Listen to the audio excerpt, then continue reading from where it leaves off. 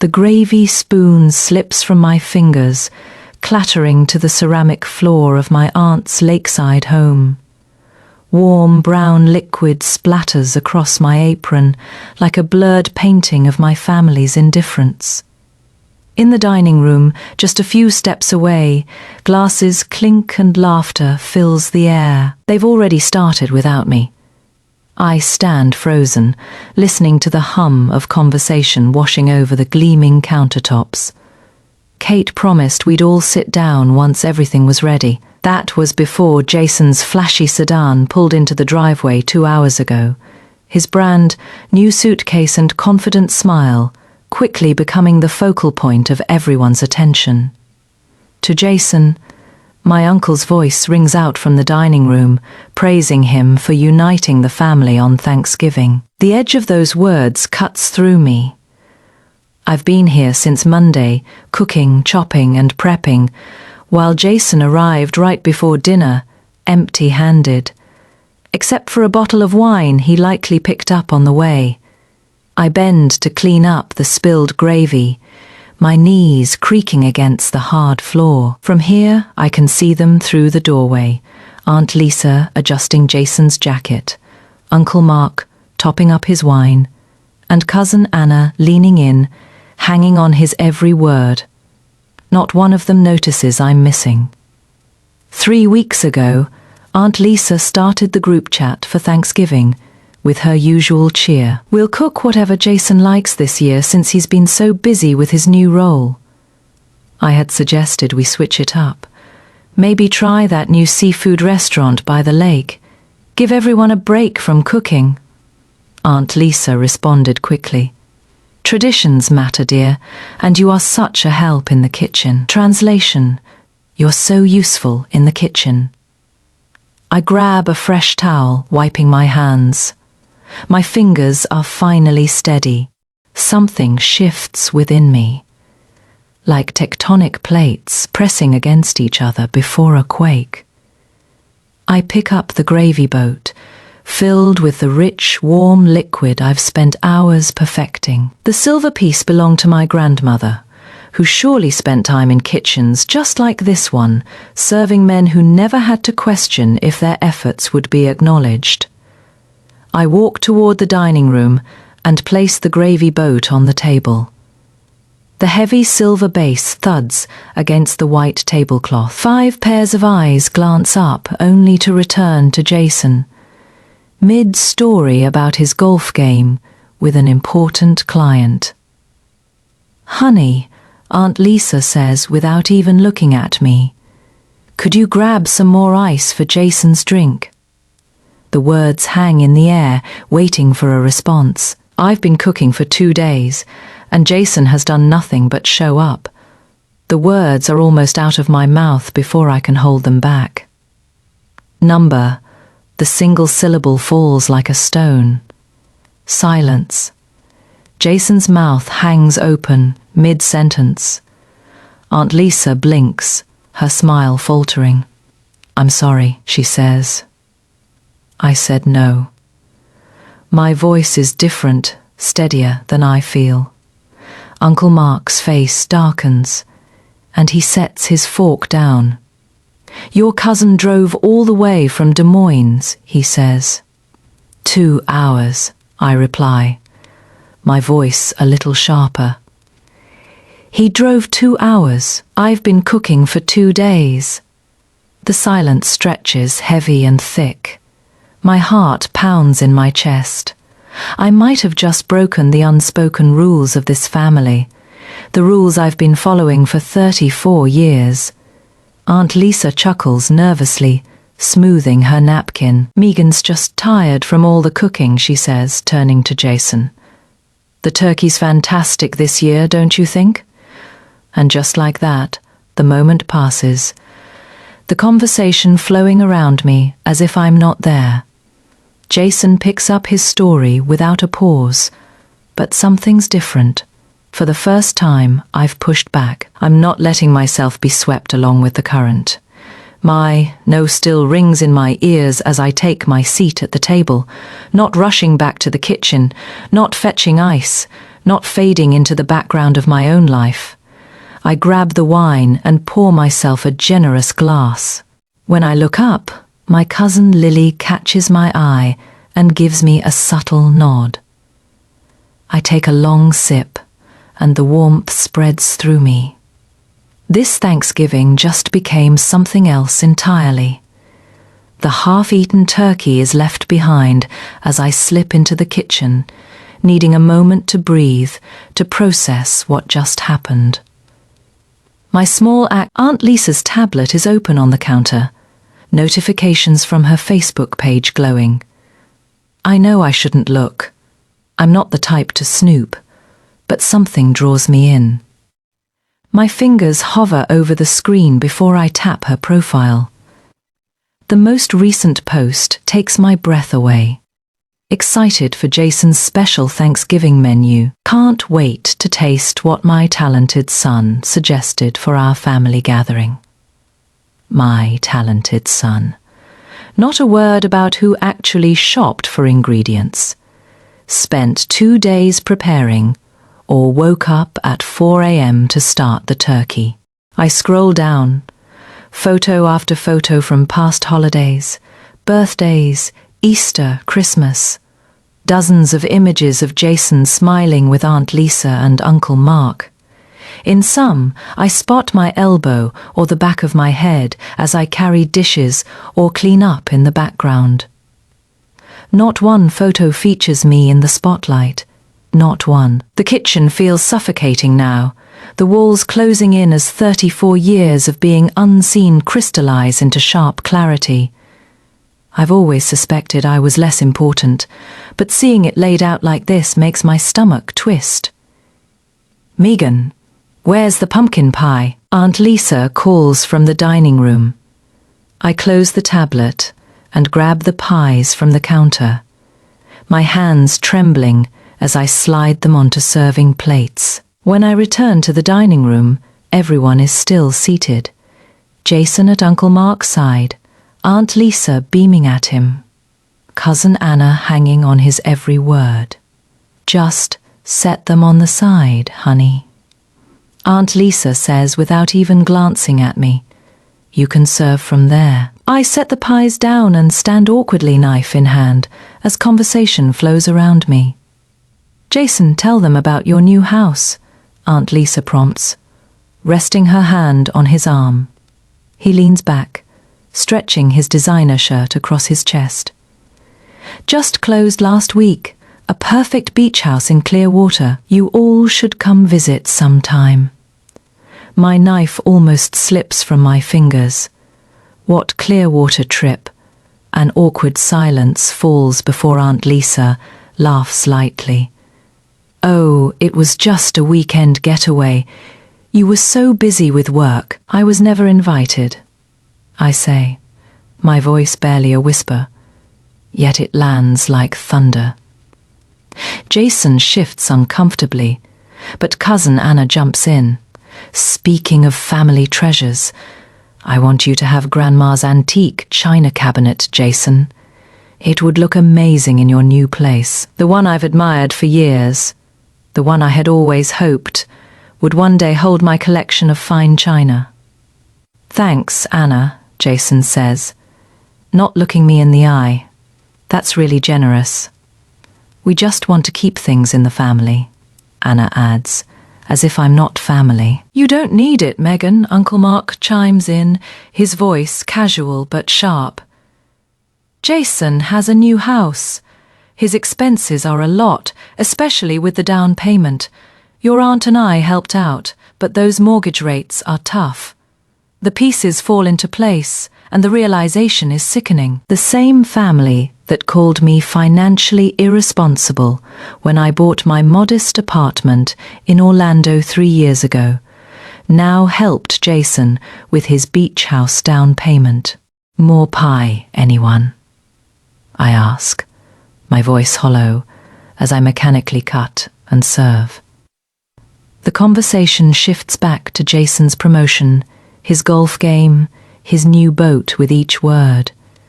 The truth sinks deeper into my bones. My only value in this family is what I do for them, The meals I prepare, the dishes I wash, the holidays I organize while they enjoy themselves. If I stopped serving, would they even notice I'm gone? Would you like some coffee?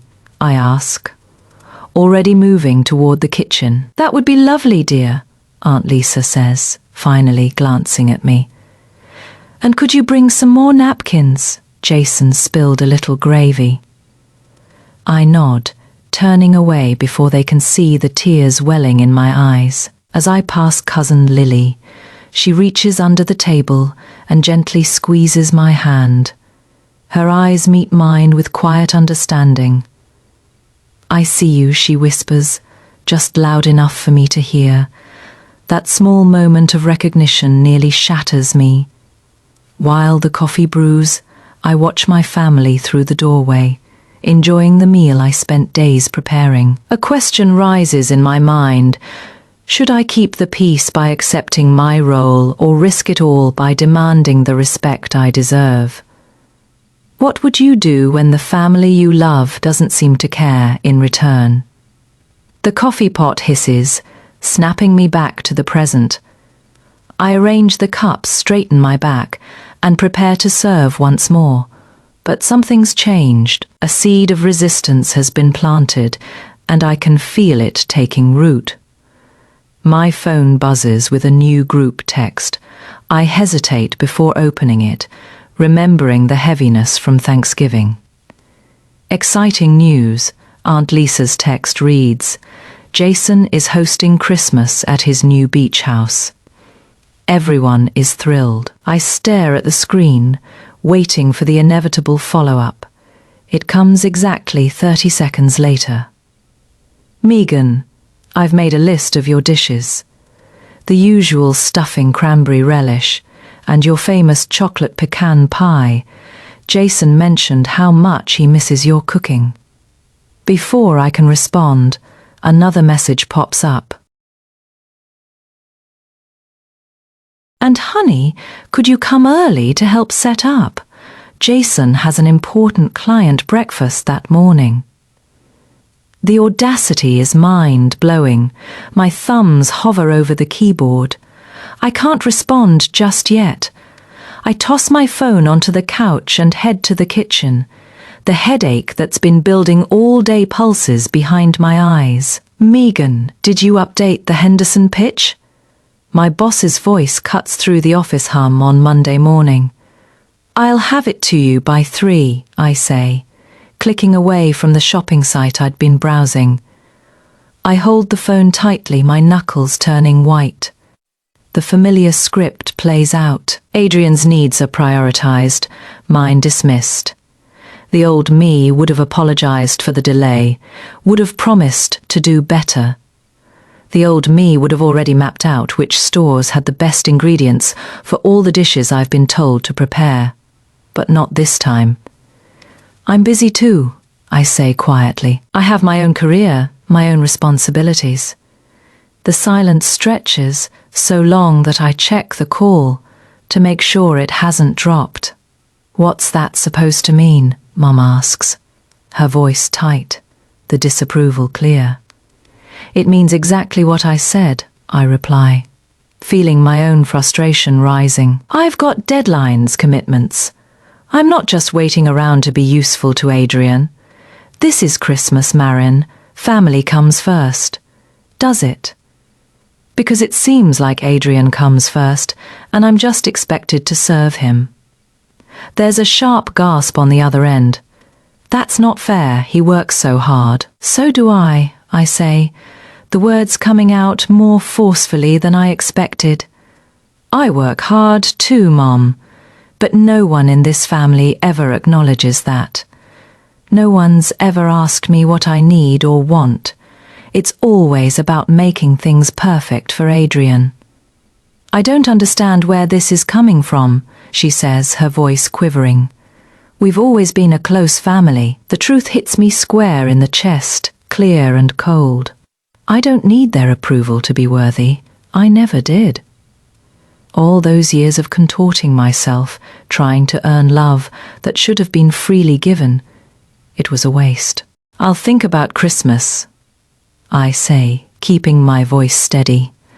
I'll let you know what I decide. And I end the call before she can say anything else.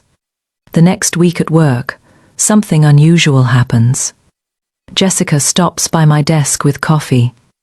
"Thought you might need this," she says, placing it gently beside my keyboard. No expectations, just kindness. At lunch, my co-workers ask about my plans for the holidays. When I mention the uncertainty about family Christmas, Dave from It offers, "A bunch of us are having an orphan Christmas. If you want to join, potluck style, everyone brings something they actually enjoy making." The contrast stuns me. These people, some I barely know, are asking what I want, not what they expect me to give. "Thanks," I say, standing a little taller. "I might take you up on that."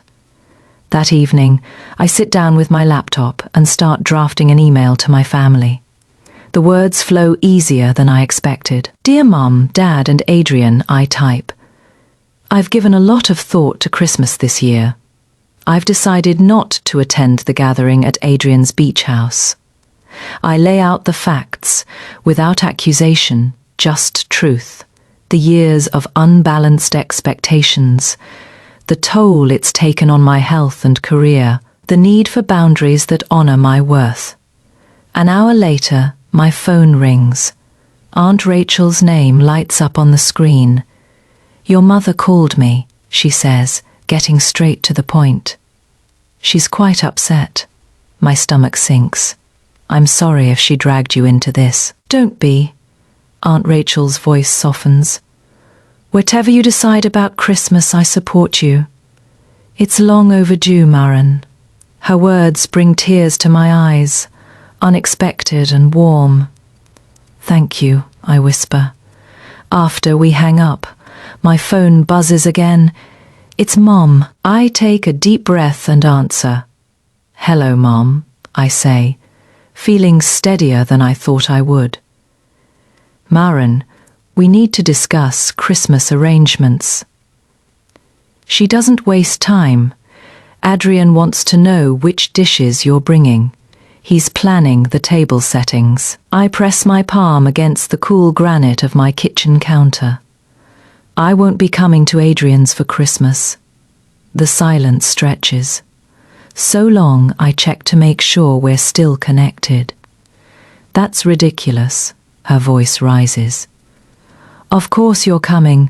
Your brother has a brand new house to show everyone." "I've made other plans," I reply, holding my ground, watching myself in the reflection of the microwave. What other plans could possibly be more important than family? My plans are important because they're mine. My words are measured, firm. For years I've cooked, served, and cleaned while everyone else enjoyed themselves, including Thanksgiving, when you all started eating without me.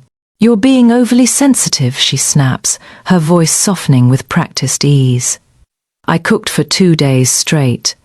Dad toasted Adrian for bringing the family together while I was still in the kitchen. "You promised we'd all sit down together." For the first time in decades, my mother is silent.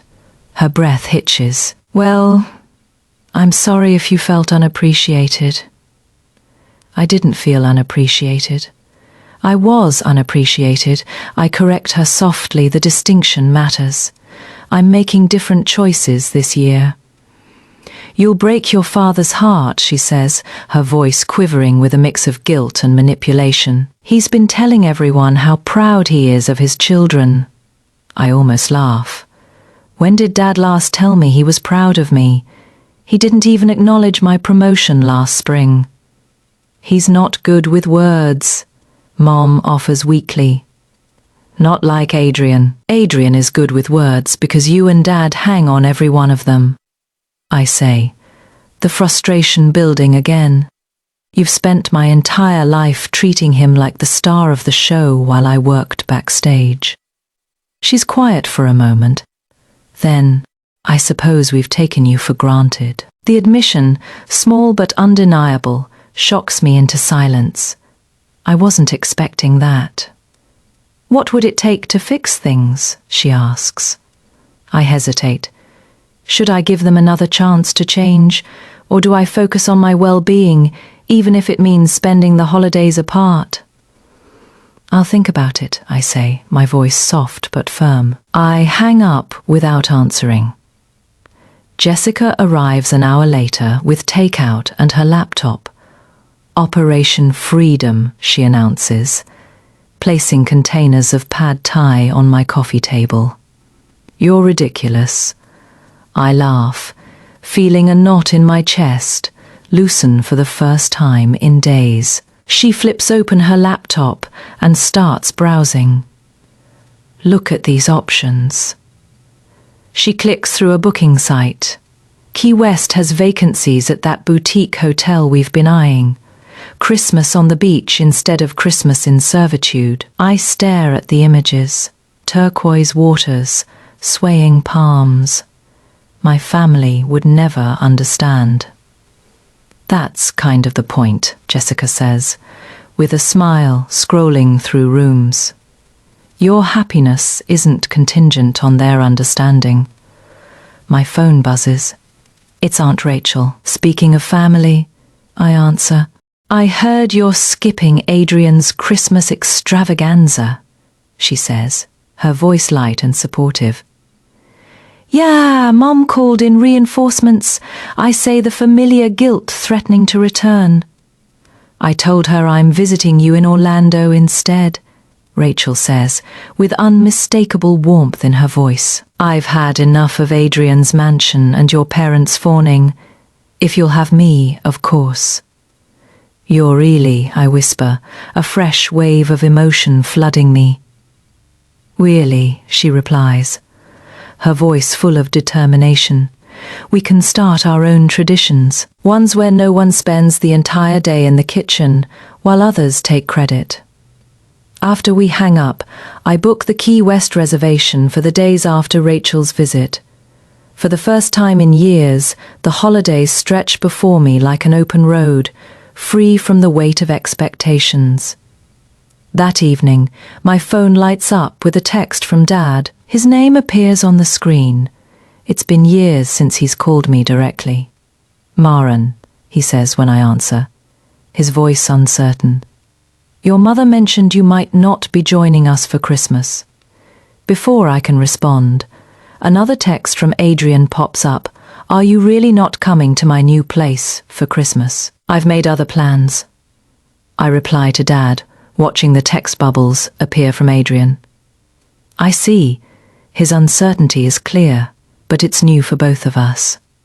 Perhaps we could discuss this further, Dad offers. Your mother was hoping you might meet her for coffee next week. I consider it, turning the idea over like an unfamiliar object. I'll think about it, I say, before hanging up. As I hang up, I feel an unexpected peace settle in. They've noticed my absence. It's a start.